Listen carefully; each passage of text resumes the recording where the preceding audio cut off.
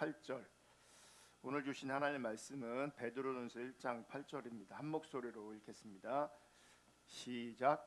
예수를 너희가 보지 못하였으나 사랑하는도다. 이제도 보지 못하나 믿고 말할 수 없는 영광스러운 즐거움으로 기뻐하니. 아멘. 오늘은 참신앙인가 유사신앙인가 8번째 시간입니다. 오늘은 믿음의 진입학의 중요성이라는 제목으로 지난주에 이어서 말씀을 전하려고 합니다. 원래는 오늘 전해지는 말씀이 지난주까지 같이 포함되어 있던 건데 시간 관계상 지난주에 말씀을 다 전하지 못했고요. 그래서 지난주에는 오늘 본문이 전혀 다뤄지지도 않았습니다. 어쨌든 믿음의 진입학의 중요성이라는 제목으로 하나님 말씀 나눌 때에 하나님의 은혜가 우리 모두 가운데 함께하기를 축복하고, 특별히 정말 하나님의 기준이 우리 가운데 선명하고 분명하게 비춰질 수 있기를 주님의 이름으로 축복합니다. 우리는 내 신앙이 참된 신앙인지 유사 신앙인지를 분별해야 합니다. 오늘 설교 제목처럼 믿음의 진입학이 중요하다는 겁니다. 내 믿음이 진짜인가 가짜인가. 왜 믿음의 진입학이 중요하냐면 하나님께서 우리 신앙의 진위를 파악하시기 때문에 그렇습니다. 그러므로 내 관점이 아니라 하나님 관점에서의 이 믿음의 진입학이 절대적으로 필요하고 중요하다는 것을 여러분 모두가 인식할 수 있기를 주님의 이름으로 축복합니다. 그래서 고린도후서 13장 5절에 보시면 너희는 믿음 안에 있는가 너희 자신을 시험하고 너희 자신을 확증하라. 내 신앙이 진짜인지 가짜인지 판단하고 시험해 보라는 거예요. 제대로 판단되어지지 않으면 버림받을 수도 있다. 이렇게 하나님께서 우리 가운데 경고하십니다. 하나님 관점으로 우리 믿음의 진위가 파악되지 않으면 나는 구원받았다고 믿고 있었지만 사실은 전혀 구원과는 상관없을 수도 있습니다. 나는 평생 교회를 떠난 적이 없지만, 나는 평생 신앙생활 했지만 사실은 마지막 날에 내 믿음이, 내 신앙이 아닌 것으로 드러날 수 있습니다. 이에 해당하는 경우가 마태복음 7장 21절 23절의 말씀이에요. 나더러 주여 주여 하는 자마다 다 천국에 들어갈 것이 아니요. 그러니까 주여 주여 해도, 내가 믿는다고 해도 천국 들어갈 것이 아니라는 거예요. 다만 하늘에 계신 내 아버지의 뜻대로 행하는 자라야 들어가리라. 그러면서 22절에 그날에 많은 사람이 나더러 이르되 주여 주여 우리가 주의 이름으로 선지자 노릇하며 주의 이름으로 귀신을 쫓아내며 주의 이름으로 많은 권능을 행하지 아니하였나이까 하리니. 23절 그때 내가 그들에게 밝히 말하되 분명히 말하되 내가 너희를 도무지 알지 못하니 불법을 행하는 자들아 내게서 떠나가라 하니라. 믿음의 진위 파악이 중요한 게 이 말씀에서 분명하게 드러납니다. 나는 믿는다고 하는데, 나는 구원받았다고 생각했는데 마지막 날에 하나님께서 나를 모른다 할 수 있습니다. 나는 신앙생활 했는데 하나님은 불법을 행한다고 말씀하실 수 있습니다. 그러므로 내 신앙이 진짜인지 가짜인지 분별하는 것은, 진단하는 것은 너무나 중요합니다.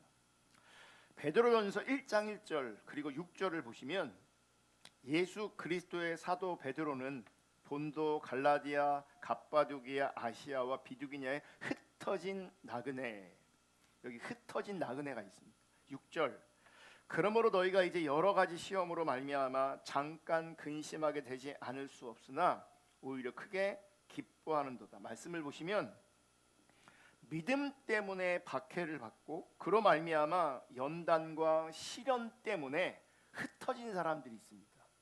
그 흩어진 사람들을 흩어진 나그네라고 표현합니다. 여러분, 믿음 때문에 문제가 해결된 것이 아니라 믿음 때문에 문제가 더 생겼습니다. 믿음 때문에 더 편해진 것이 아니라 믿음 때문에 더 불편해졌습니다. 믿음 때문에 세상적으로 더 잘된 것이 아니라 믿음 때문에 세상적으로 엄청난 손해를 보게 되었습니다. 왜요? 믿음 때문에 삶의 터전을 버리고 나그네, 즉 난민이 되었습니다.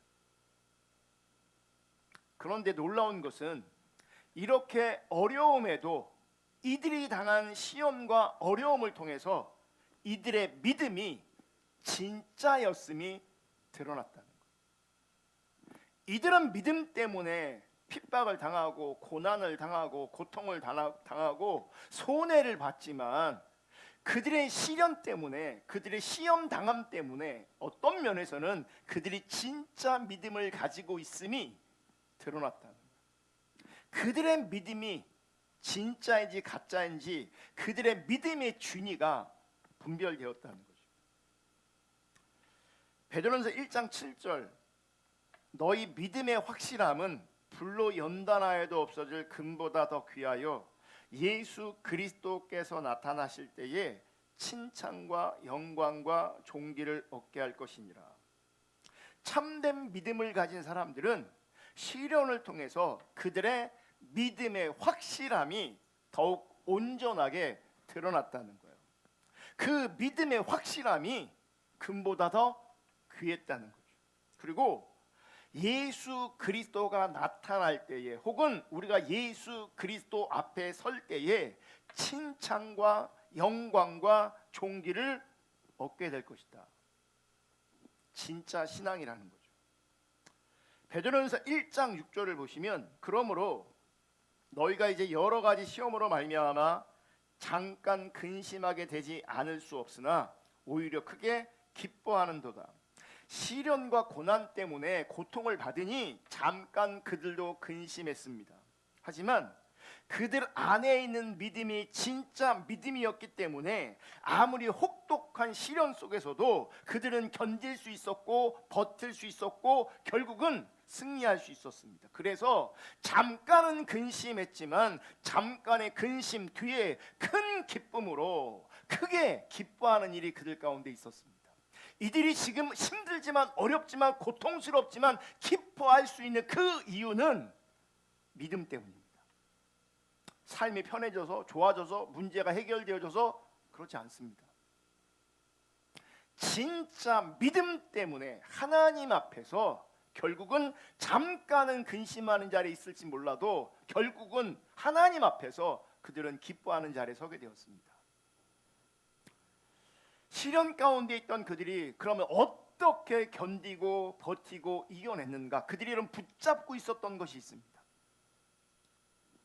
베드로전서 1장 3절 4절, 우리 주 예수 그리스도의 아버지 하나님을 찬송하리로다. 그의 많으신 긍휼대로 예수 그리스도를 죽은 자 가운데서 부활하게 하심으로 말미암아, 그러니까 예수 그리스도의 십자가와 부활을 통해서 우리가 거듭났습니다. 우리를 거듭나게 하사 산 소망이 있게 하시며, 여러분 복음을 통해서 예수 그리스도의 십자가와 부활을 통해서 우리가 거듭난 사람들이라면, 다시 말해서 진짜 믿음을 가지고 있는 사람들이라면 우리 가운데 산 소망이 있게 되어 있습니다. 그 흩어진 나그네들, 고통 가운데 박해 때문에 흩어진 그들, 믿음 때문에 흩어진 그들, 그래서 믿음 때문에 문제가 더 생기고 믿음 때문에 더 손해보고 믿음 때문에 더 불편해진 그들 가운데 무엇이 실제였냐면 산 소망이 그들 가운데 있었다는 거예요. 산 소망이 있게 하시며 4절, 썩지 않고 더럽지 않고 쇠하지 아니하는 유업을 있게 하시나니, 썩지 않고 더럽지 않고 쇠하지 않는 하나님의 유업을 보게 하신 거죠. 곧 너희를 위하여 하늘에 간직하신 것이다. 여러분, 참 신앙은 참 소망이 있습니다. 그리고 참 소망이 있어야 참 신앙입니다. 그러므로 참 소망은 현실, 이 땅의 어떠함을 보는 게 아닙니다. 내 눈앞에 있는 어떤 걸 보는 게 아닙니다. 지금 내 눈앞에 보이지 않지만 썩지 않고 더럽지 않고 쇠하지 않는 하늘나라에 간직해 두신 하나님 나라의 유업을 보게 하시는 겁니다. 그게 진짜 믿음이에요. 제가 지난주도 그런 표현을 썼는데, 이 땅의 어떠함 때문에, 특별히 돈 때문에 그 하나님 나라의 유업을 잃어버린다면 그것처럼 미련하고 어리석고 안타까운 일은 없습니다. 그래서 참된 믿음은 산 소망이 있는 겁니다. 참된 믿음은 하나님께서 약속하신 그 유업을 보는 겁니다. 참된 믿음은 장래에 얻게 될 것을 보는 겁니다. 그것이 성경이 말하는 진짜 믿음이에요. 또 시련이 우리의 믿음과 관련해서 하는 일이 있습니다. 뭐가 있냐면 연단하는 일이 있습니다. 그러니까 시련을 통해서 내가 진짜인지 가짜인지가 드러납니다. 또 시련을 통해서 어떤 일을 하시냐면 우리의 믿음이 연단되어지는 그 일을 하십니다. 여러분, 우리의 믿음 안에는 우리가 인식하지 못할 수는 있지만 사실 대부분은 인식하지 못합니다. 인식하지 못하지만 우리 안에는 불순물이 많이 섞여 있습니다.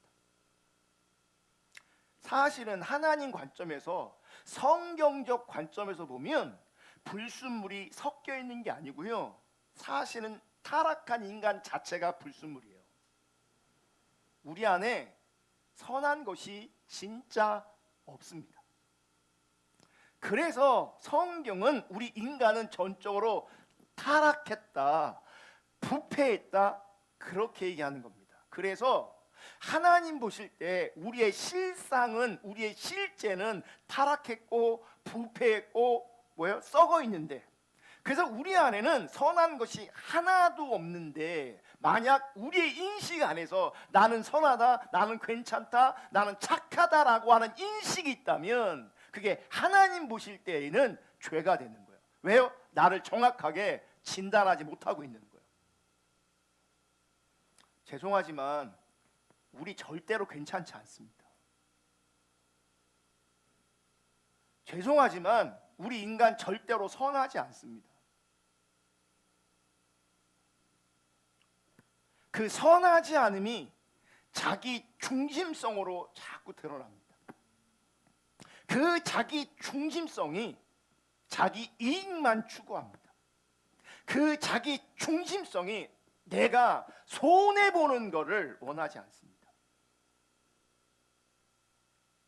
우리 안에 불순물이 섞여 있는 게 아니라 어떤 면에서 보면 우리 존재 자체가 불순물이에요. 종교개혁자 칼빈은 이렇게 얘기해요. 이 세상에 사는 신자에게 100% 순도의 믿음은 없다.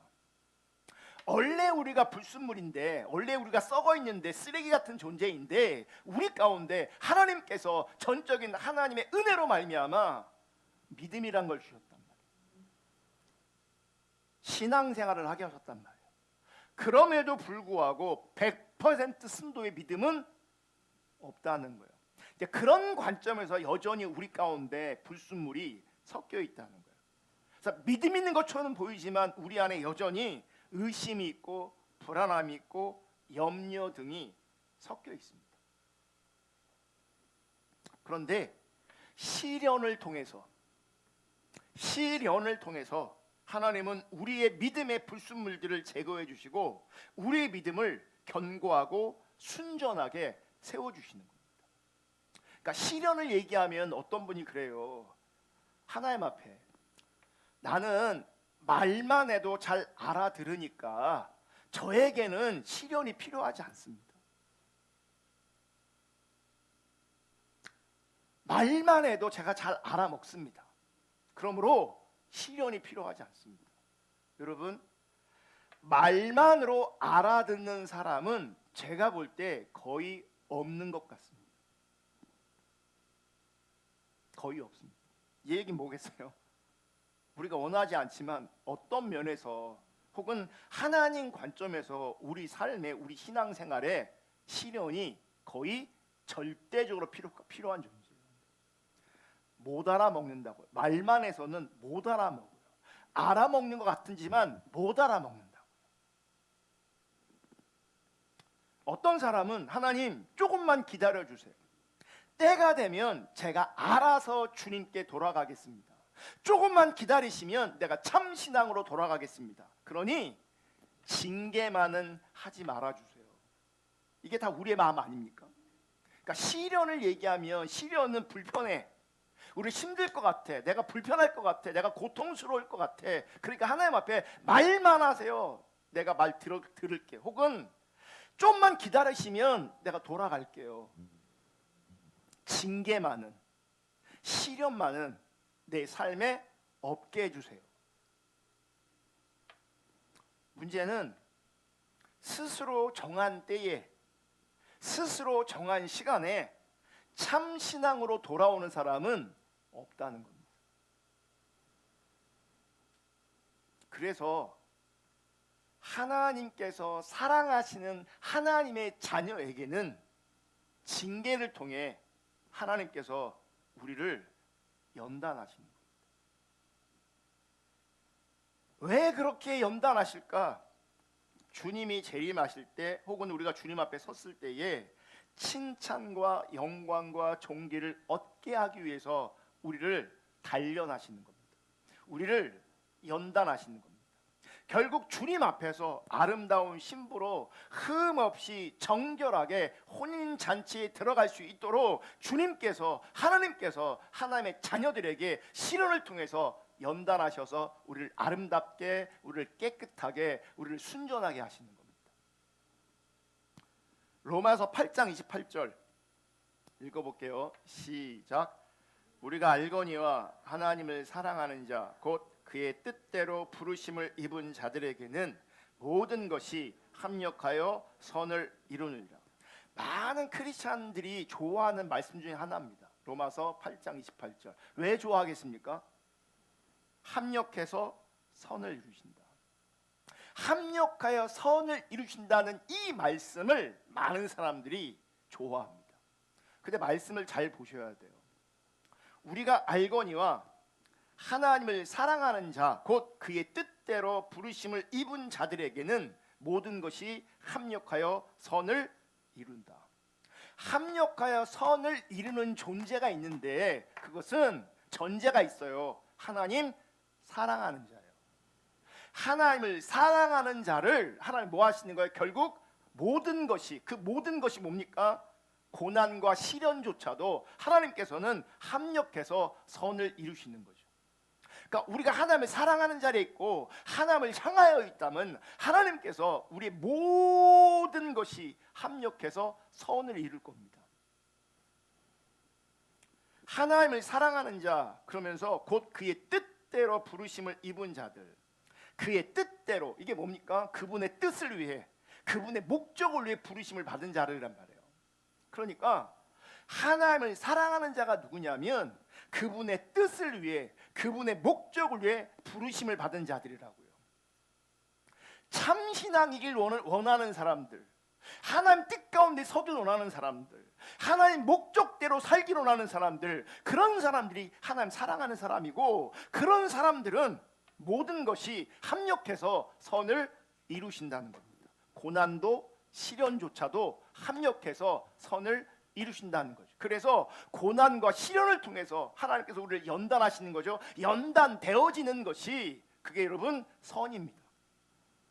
그게 은혜입니다. 그냥 되지 않아요. 그래서 우리 가운데는 시련이 필요해요. 제가 목회하면서 혹은 저를 보면서 깨닫는 게 뭐냐면, 사실은 우리가 겸손하면, 지혜로우면 작은 시련을 통해서 하나님 뜻을 알고 하나님 의도를 알고 참 신앙으로 이렇게 전환되잖아요. 그러면 좋잖아요. 근데 우리가 얼마나 교만하고 썩어있고 부패한지, 작은 시련과 고난은요, 웬간해서는 많은 사람들이 꿈쩍도 안 합니다. 고통이 있을 때, 어려움이 있을 때, 시험이 있을 때 발을 동동동 구르고 걱정하고 근심하고 두려워하고 그런 현상들은 있을지 모르겠지만 그걸 통해서 내가 하나님께 돌아가고 하나님 앞에 나를 진단하는 일을 못하더라고요. 여전히 하나님 관점에서 보는 것이 아니라 자기 관점에서 보니까 문제 해결에만 집착하고 있어요. 하나님은요, 문제를 해결하는데 하나님 뜻이 있는 것이 아니라 시련과 고난을 통해서 내가 연단되어지고 빚어지기를 원한다고요. 그래서 하나님을 사랑하는 자들은, 하나님의 자녀들에게는 반드시 뭐가 있냐면 시련이 있습니다.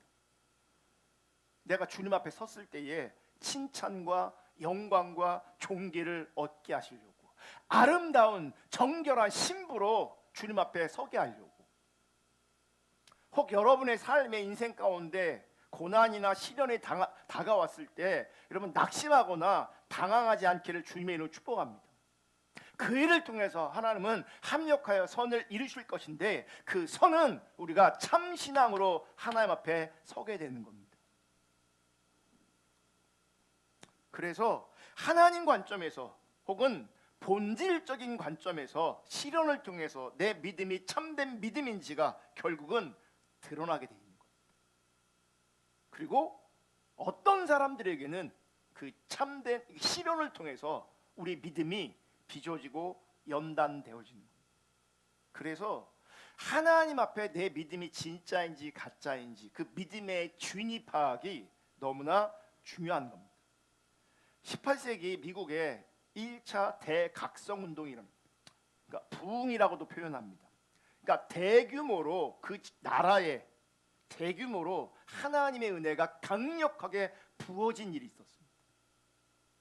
그것을 대각성이라고 말하고 혹은 부흥이라고도 표현합니다.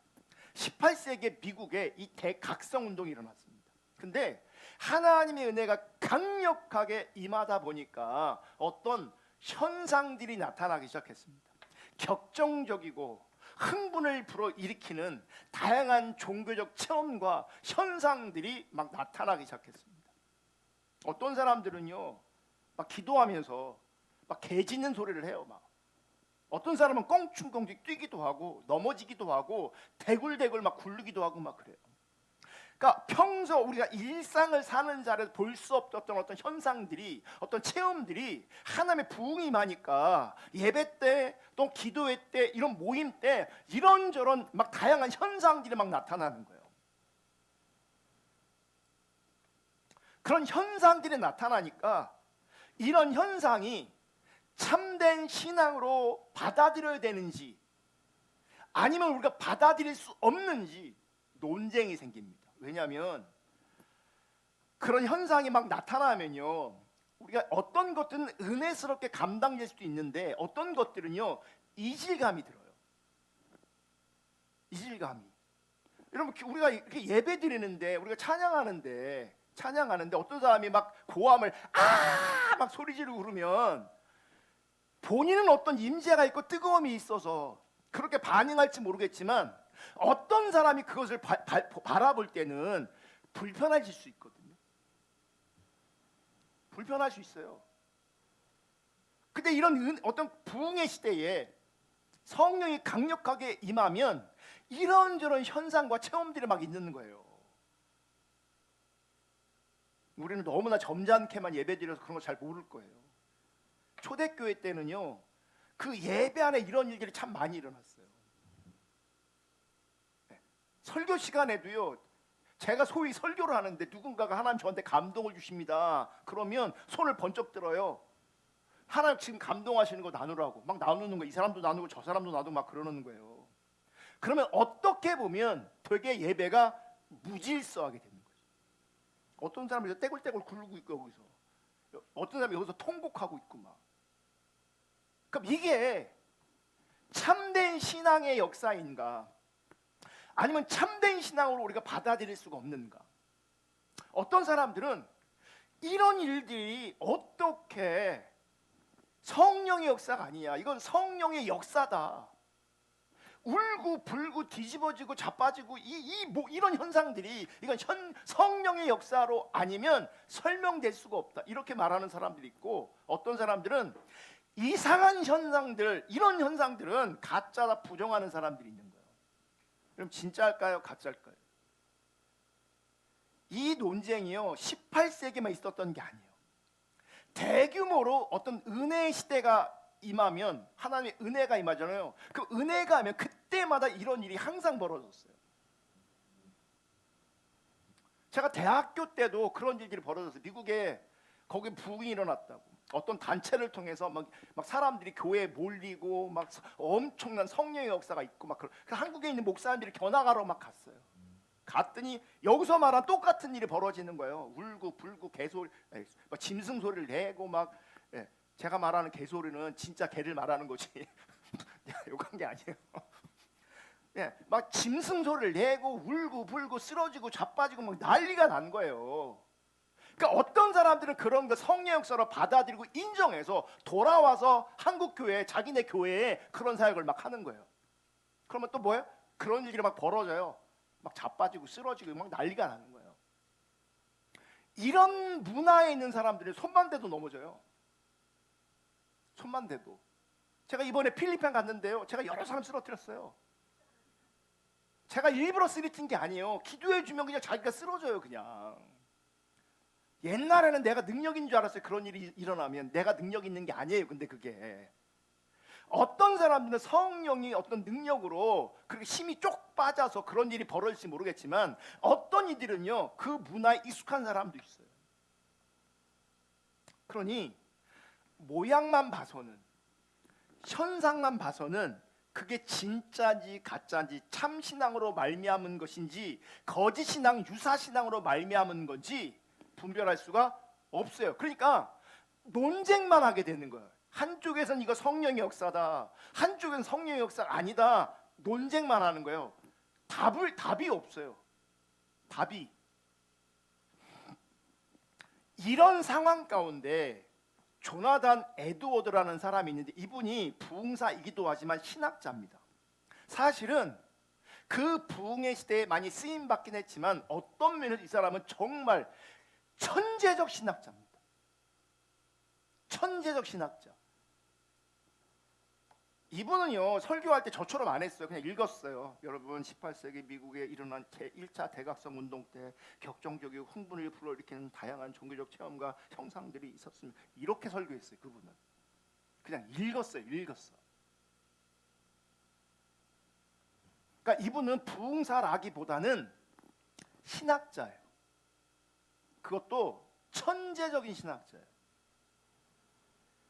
여러분 살다 보면, 여러분 잘 모르겠지만요, 시대마다 이 천재적인 감각 있는 신학자들이 있어요. 시대마다.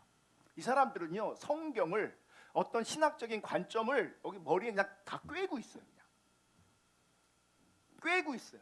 시브리어, 헬라어, 라틴어 이런 거 그냥 다 꿰고 있어요. 그러니까 신기할 정도로 천재적인 사람들이 있어요.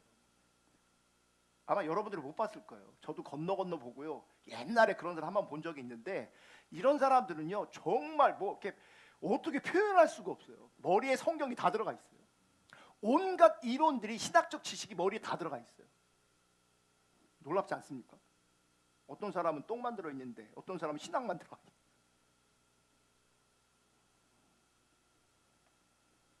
이런 상황 가운데 조나단 에드워드는 성경의 가르침을 따라 참된 신앙의 확실하고 믿을 만한 증거가 무엇인지를 연구한 겁니다. 또 참된 신앙이 아닐지라도, 참된 신앙이 아님에도 불구하고 일어날 수 있는 체험이나 결과들을 분별해서 그 시대의 사람들에게, 혼돈 가운데 논쟁 가운데 있는 사람들에게 제시할 필요를 느낀 거죠. 뭐가 참신앙이고 참신앙 안에서 뭘 받아들일 수 있는가, 혹은 거짓신앙 안에서 거짓신앙이기 때문에 우리가 뭘 받아들이면 안 되는가, 이걸 정리할 필요가 생긴 거예요. 서로 논쟁만 하고 있으니. 그래서 그 결과물로 조나단 에드워드가 쓴 책이 있는데, 그것이 신앙감정론이라는 책이에요. 신앙감정론. 이 조나단 에드워드의 신앙감정론 서두에 조나단 에드워드는 베드로전서 1장 8절을 인용합니다. 오늘 본문 말씀이에요. 자, 베드로전서 1장 8절 다 같이 읽습니다. 시작. 예수를 너희가 보지 못하였으나 사랑하는도다. 이제도 보지 못하나 믿고 말할 수 없는 영광스러운 즐거움으로 기뻐하니.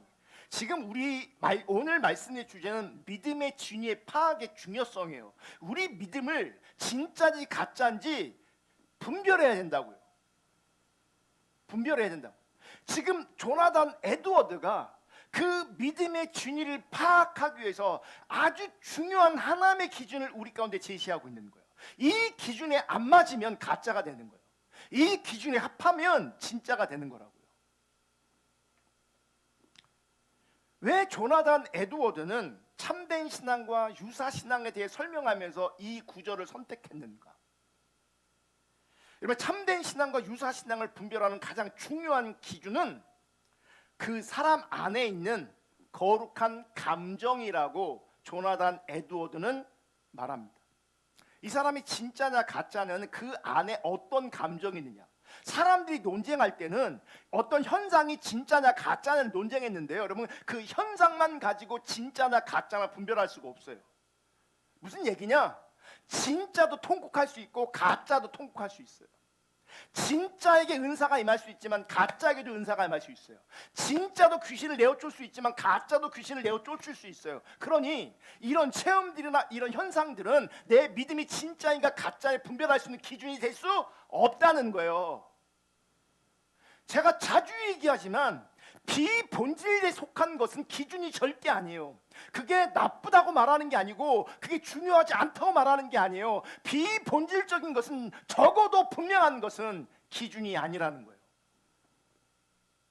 나는 여기 가슴이 뜨거웠으니, 나는 눈물이 있으니, 나는 열정이 있으니, 나는 은사를 경험하고 체험했으니 나는 진짜다. 그러면 그 사람은 자신의 믿음의 진리를 정확하게 제대로 하나님 관점으로 판단할 수 없다는 거예요.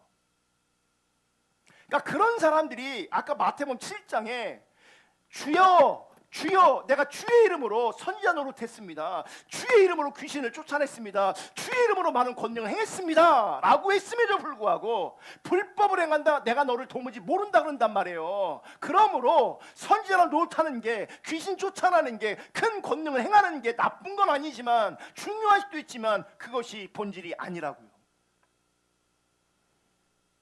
많은 사람들의 얘기를 들어보면요, 대화를 들어보면 여전히 비본질 가지고 자기의 믿음이 있음을 증명하려고 하는 사람 너무 많습니다.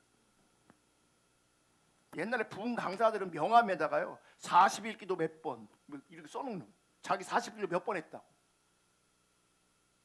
그게 다른 사람에게 자신에 대한 어떤 것들을 어필하는 것으로 사용된단 말이에요. 그게 왜 다른 사람들에게 어필하는 용도로 사용하냐고요. 내가 40일 금식 기도하는 게 뭐라고.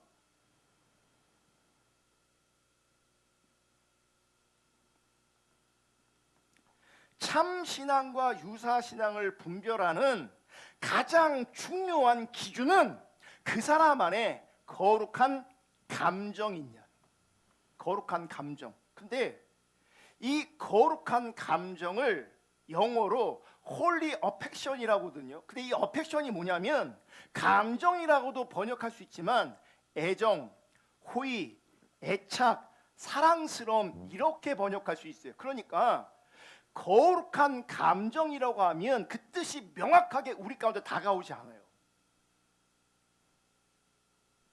그런데 번역자들이 어쨌든 조나단 에드워드의 이 거룩한 감정, 참신앙이냐 거짓신앙 분별하는 것에 있어 그것을, 이 홀리 어펙션을 거룩한 감정이라고 번역했고, 이 거룩한 감정을 통해서 참신앙이냐 거짓신앙이냐를 분별하는 기준이라고 말하는 거예요.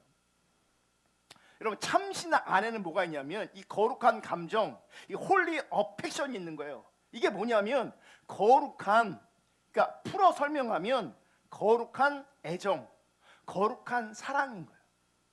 그러니까 참신앙 안에 뭐가 있냐면 거룩한 감정이라고 표현하지만 참신앙은 거룩하게 하나님을 사랑하는 거예요.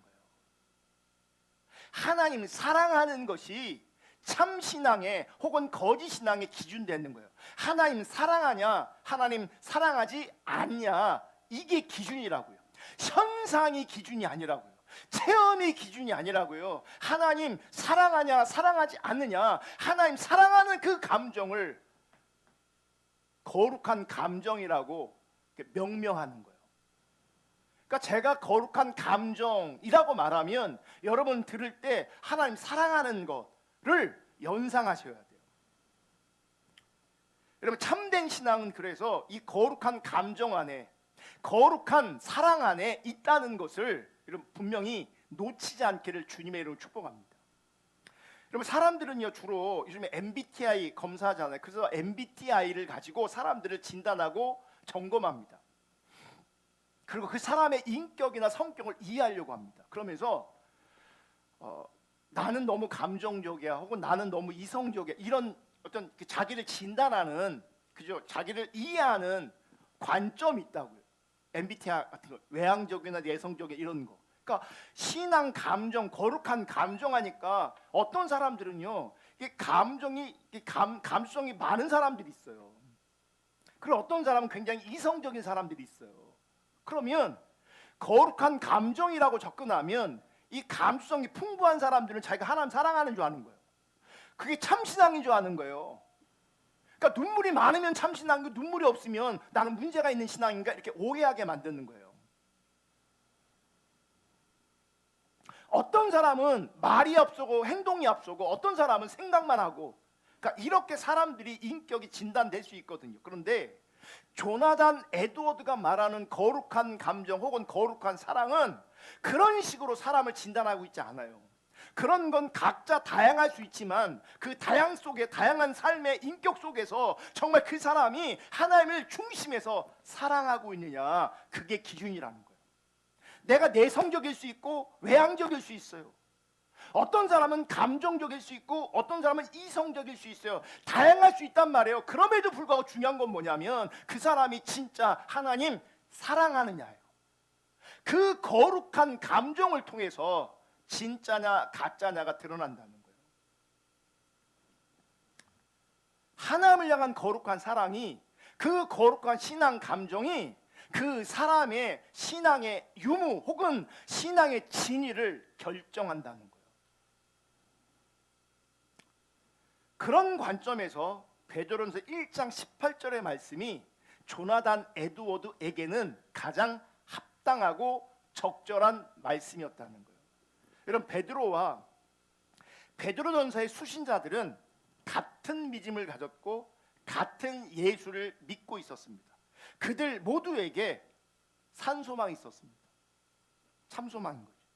하나님께서 주시는 썩지 않고 더럽지 않고 쇠하지 아니하는 유업이 베드로와 나그네 된 하나님의 백성들 모두에게 동일하게 약속되어 있었습니다. 그런데 베드로와 소위 나그네 된 하나님의 백성들에게는 공통점이 참 많은데 차이점이 하나 있습니다.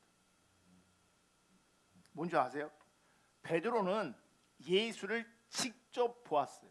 그런데 지금 베드로의 편지를 받고 있는 흩어진 하나님의 백성들, 나그네 된 하나님의 백성들은 예수님을 육신적으로 만난 적이 없어요.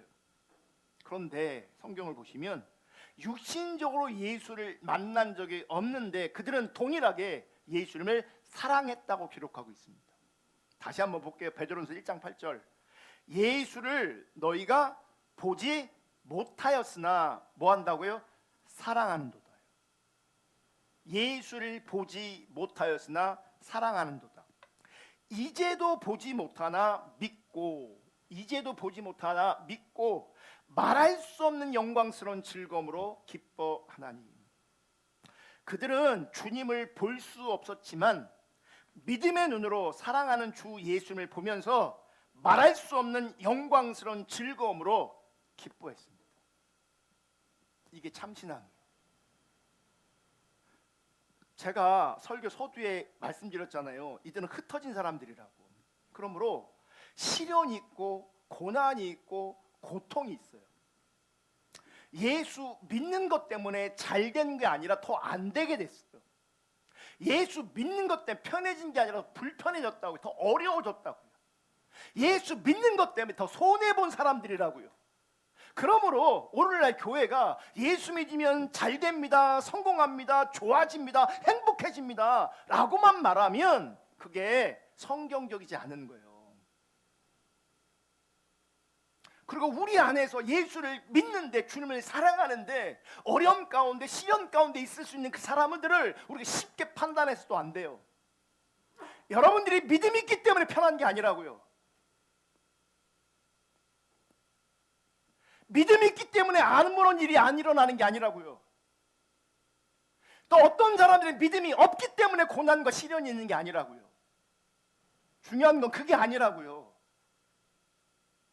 누구에게는 시련을 통해서 이 사람의 진짜인가 가짜인가 드러나지만 누구에게는 그 시련을 통해서 연단되어진다고. 그게 은혜라고요.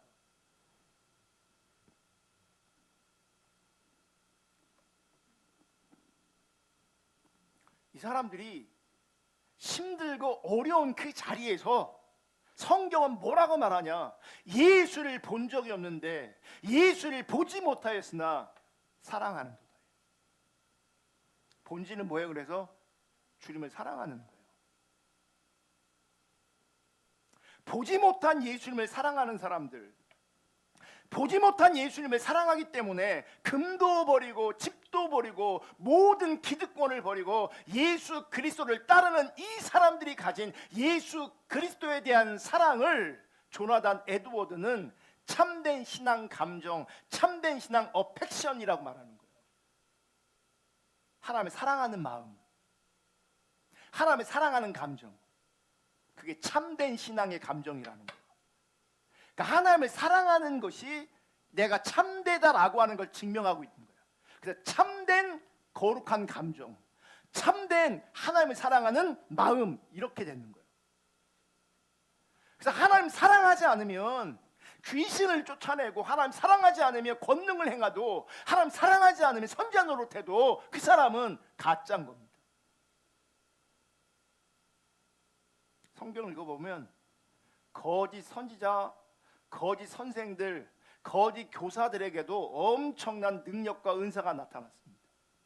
그러니까 능력이나 은사, 눈에 보여지는 어떤 결과물 때문에 그 사람이 진짜다라고 진단하면 안 됩니다. 진짜냐 가짜냐의 절대적 기준은 하나님 사랑하는 거예요. 하나님 사랑하기에 금도 버리고 집도 버리고 주님을 따라가는 겁니다.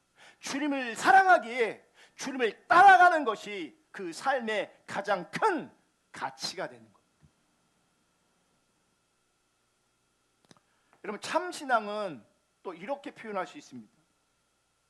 영혼의 울림. 그 영화 보면 그런 얘기 있거든요. 내가 사랑하는 게 첫눈에 반한, 어떤 사람 볼 때 꽃이잖아요. 그러면 이거 뭐 벨이 울린대요. 딸랑딸랑딸랑딸랑.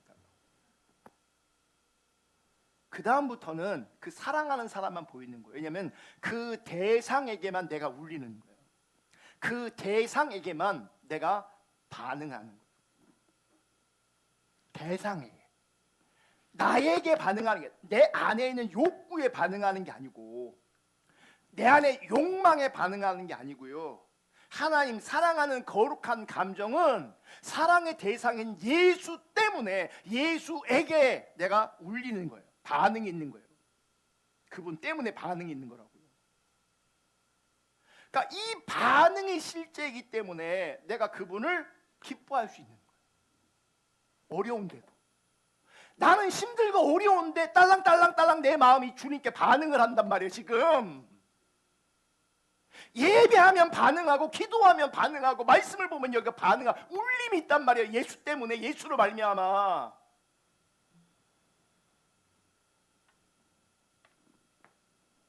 이 영혼이 언제 울리냐? 이 영혼이 왜 울리냐? 참된 신앙 감정 때문에 그런 거예요. 하나님 사랑하기 때문에 그래요. 우리는 앞으로 이 신앙 감정이 어떤 것인지에 대해서 계속 살펴볼 겁니다.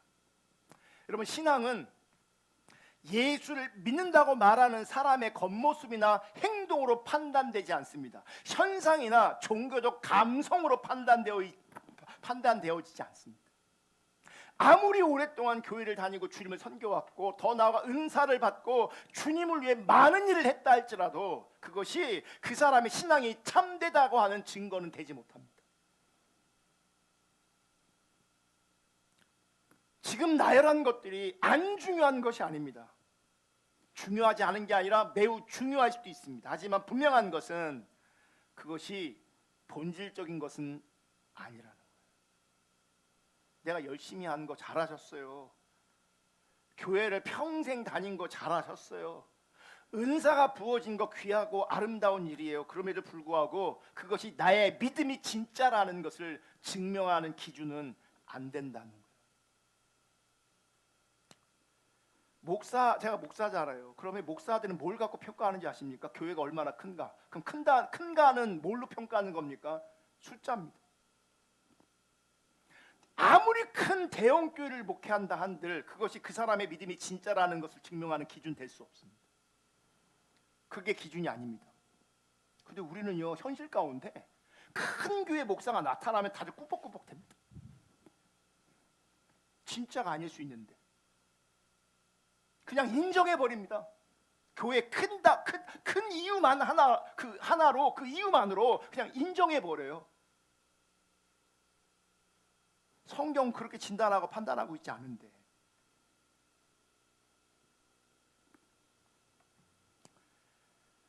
베드로가 예수를 너희가 보지 못하였으나 사랑하는도다, 이 말을 할 때에 사실은 이 표현이요, 베드로는 예수님께 배운 겁니다.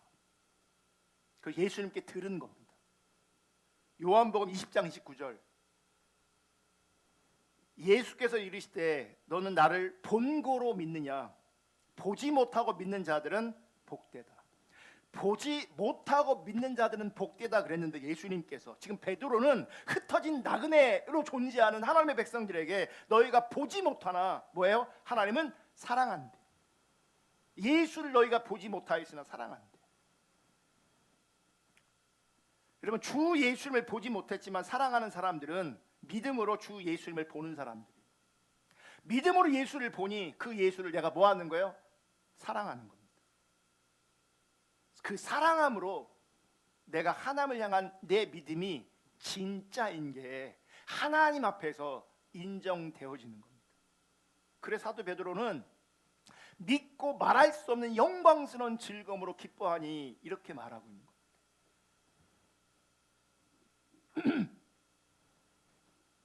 예수를 너희가 보지 못하였으나 사랑하는도다. 이제도 보지 못하나 믿고, 보지 못하는데 믿어요.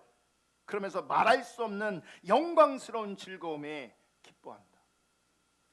그러므로 여러분, 예수를 믿는다는 것은요, 믿음으로 예수를 보는 것을 말하고, 또한 예수를 믿는다는 것은 믿음의 눈으로 보는 그 주 예수 그리스도를 내가 사랑하는 걸 말하는 거예요.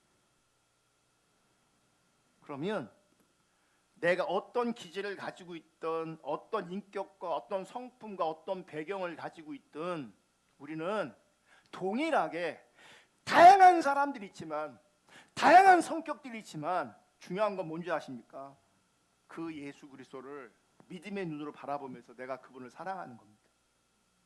내가 그분을 사랑하는 게 뭐예요? 그러면 그분께 나를 맞추는 겁니다. 그분을 따라가는 겁니다. 그게 주님을 사랑하는 거예요. 그분께 맞춰야 된다고요. 그분과 함께 해야 된다고요. 그분을 따라야 된다고요. 그게 믿는 것이고 그게 주님을 사랑하는 거라고. 그럼 사랑은 사람을 움직이게 하는 힘이 있습니다. 사랑은요, 엄청난 울림이 있고 에너지가 있습니다. 그래서 사랑하게 되면 내가 반응하고, 사랑하게 되면 내가 막 움직인다고요.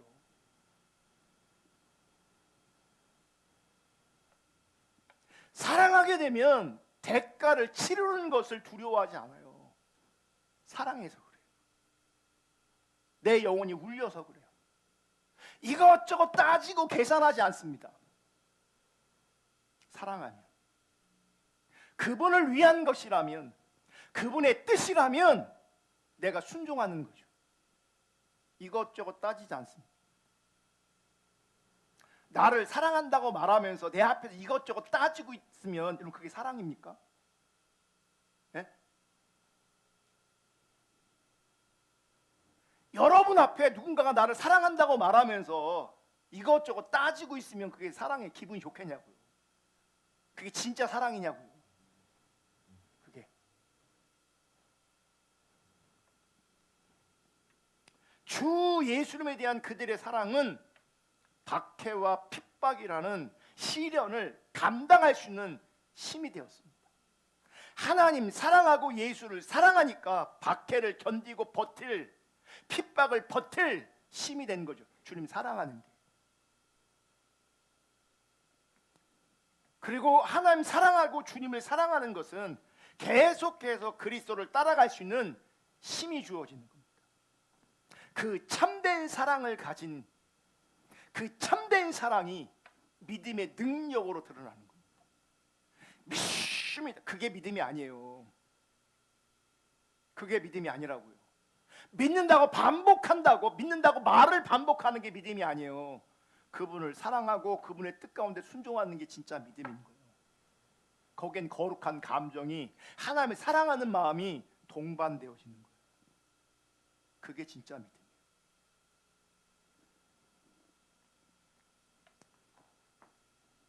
예를 들어서 우리 아내가 간에 문제가 생겨 간 이식 수술을 받아야 된대요. 그러면 이때 1순위가 누굽니까? 이때 1순위가 누구예요? 자식이에요? 내 마누라인데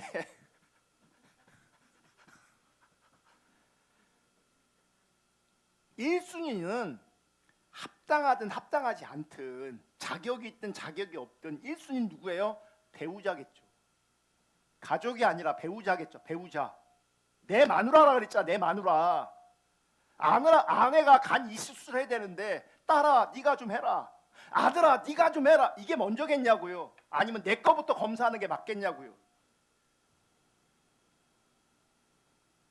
만약에 제 아내가 간 이수술을 받아야 된다면, 나랑 맞는다면 가장 먼저 1순위는 제 거란 말이에요. 내 거란 말이에요. 나는 아내를 사랑하기 때문에 따지지도 않고 그냥 제 거 줄 거란 말이에요.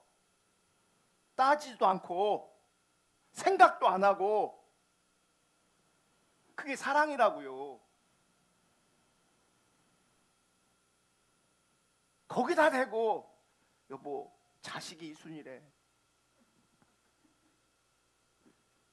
잘 맞는 사람 찾아볼까? 이게 맞냐고요?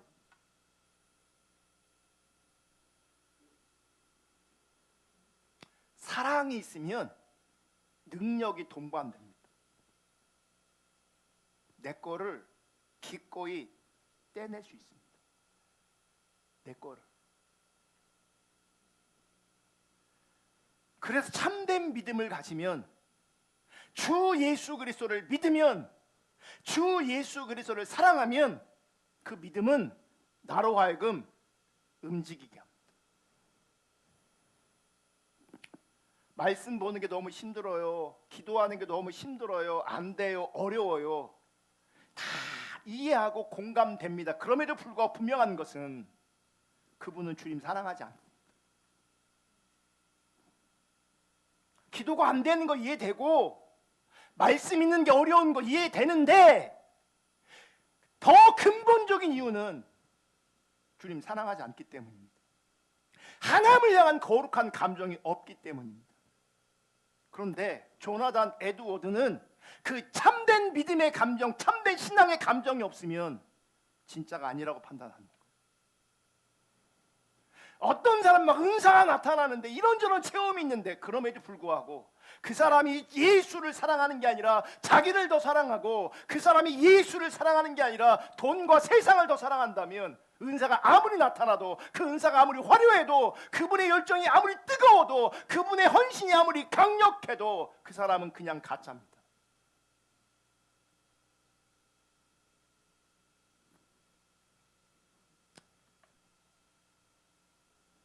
참된 믿음이 그 안에서 일하는 사람, 그 사람이 진짜 그리스도인입니다. 여러분, 진짜 그리스도인은 말이 아니라 어떤 영적인 현상이 아니라 전인격적으로 그리스도를 사랑하여 그리스도께로 마음이 기울어진 사람이에요. 그리스도께로 우리의 마음이 울리는 사람이에요. 그리스도께로 그리스도를 따라가도록 역사하는 그 믿음이 성경이 말하는 진짜 믿음이에요. 주 예수에 대한 그 사랑은 그들에게 말할 수 없는 영광스러운 즐거움을 가져다 줍니다. 그 사랑의 교제만으로도, 그 사랑하는 마음으로도 말할 수 없는 영광스러운 즐거움을 가져다 주는 거예요. 그분 앞에 있는 것, 그분과 함께하는 것, 그분의 뜻에 순종하는 것 자체에 우리 안에 만족을 주고 기쁨을 주는 거예요. 많이도 하나는 헌금하면서 막 아까워서 손을 벌벌벌 떨고 있으면 그건 주님 사랑하는 거 아닙니다.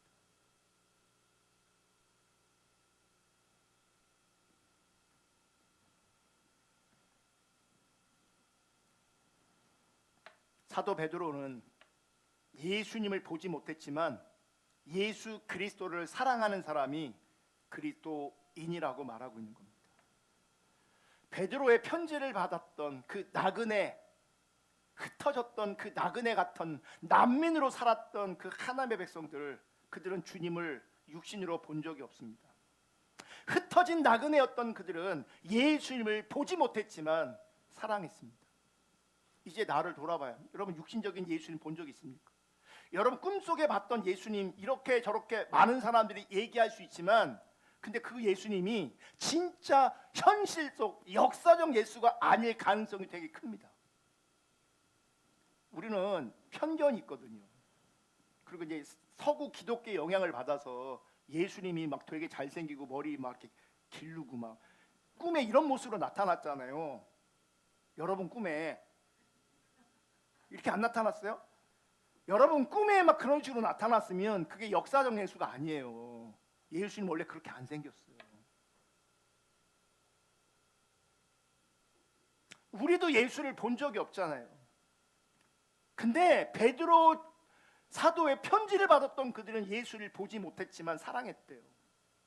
그러면 우리도 보지 못한 건 똑같지만 그러면 나는 주님을 사랑하는가 이거를 돌아보셔야 합니다. 내가 주님을 사랑하고 있는가? 비록 내 현실은 힘들고 어렵지만 고단하지만 그래서 내 현실은 잠깐 근심하는 일도 있지만 그럼에도 불구하고 금보다 귀한 믿음 때문에 그 산 소망 때문에 말할 수 없는 영광스러운 즐거움으로 기뻐하는 사람인가 하나님 사랑하는 사람인가 그리스도께 늘 나아가고 그분과 교제하며 내가 그분을 위해 살고 있는가 스스로에게 질문해 볼 수 있기를 주님의 이름으로 축복합니다. 베드로전서 1장 8절 한번 다 같이 읽을게요. 시작. 예수를 너희가 보지 못하였으나 사랑하는도다. 이제도 보지 못하나 믿고 말할 수 없는 영광스러운 즐거움으로 기뻐하니. 이 말씀이 여러분들의 이야기가 될 수 있기를 주님의 이름으로 축복합니다. 이 말씀이 여러분들에게 실제가 될 수 있기를 주님의 이름으로 축복합니다. 그리고 이 말씀이 주님 앞에 사는 평생 동안 그리고 순간순간 여러분의 살아있는 고백될 수 있기를 주님의 이름으로 축복합니다.